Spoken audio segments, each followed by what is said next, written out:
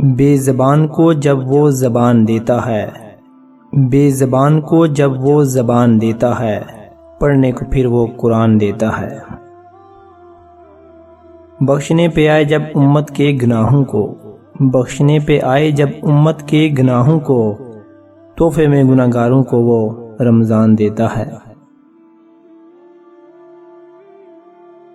خوف خدا دیکھنا ہے تو مسلمان کا دیکھ، جو روزے میں وضو کا پانی منہ میں لے کر بھی پیتا نہیں ہے۔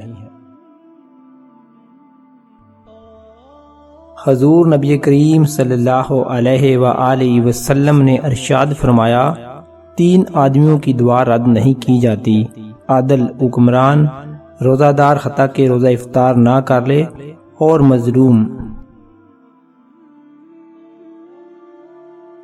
رسول پاک صلی اللہ علیہ وآلہ وسلم نے ارشاد فرمایا، جس نے رمضان کے روزے کو فرض سمجھ کر ثواب کی امید سے رکھا وہ بخشا گیا۔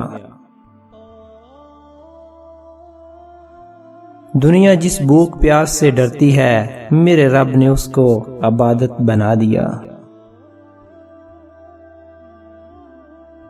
زندگی کو رمضان جیسا بنا لو، زندگی کو رمضان جیسا بنا لو، موت عید جیسی ہوگی۔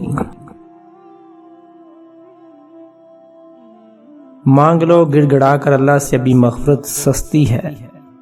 مانگ لو گڑ گڑا کر اللہ سے، ابھی مغفرت سستی ہے۔ ماہ رمضان میں اللہ کی رحمت برستی ہے۔